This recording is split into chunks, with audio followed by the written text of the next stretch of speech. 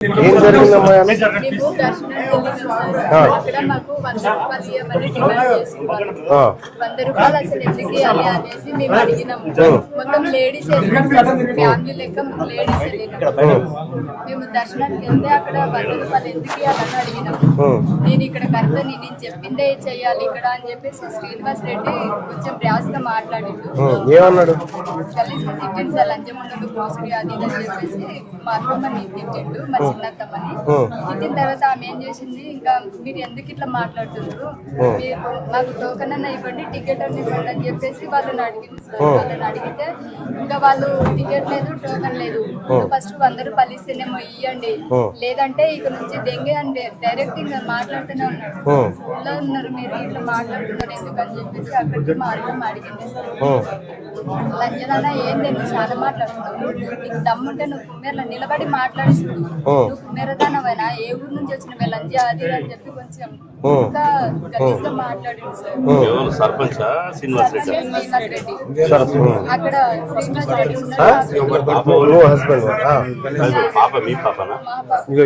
భర్త అయితే అట్లా మాట్లాడిందని చెప్పేసి మేము ఏడ్చుకుంటే కింద కూర్చున్నాం సార్. పాపని ఇట్లా తీసుకొని వచ్చి కింద రచ్చకట్ట ఉంది కదా అక్కడ కూర్చున్నాము. 5 అవుతుంది ఈయన వచ్చిండు. పాపని ఇంతసేపు గాలికి ఎందుకు పెట్టుకున్నారు రాకుండా అని చెప్తే ఏడ్చే మా అత్తమ్మని మా ఆడపిల్లని అందరిని చూసి ఎందుకు ఏడుస్తున్నారు అని చెప్పేసి ఈయన అడిగాడు.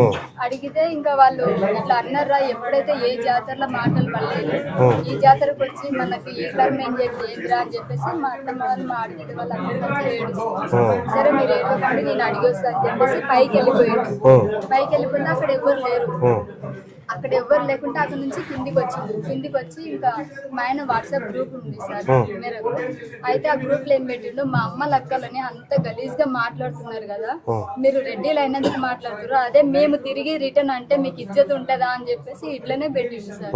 పెట్టిన తర్వాత ఇంకా వాళ్ళు విన్నారు. విన్న తర్వాత అరే ఇంకా అందులో ఎవరో ఒకరు విన్నారు. అయితే ఫోన్ చేసుకున్నారు. ఫోన్ల ద్వారానే వాడు లడ్డుగాడు అక్కడనే అంటే విజ్ఞానం పెట్టి పిలుస్తారు సార్.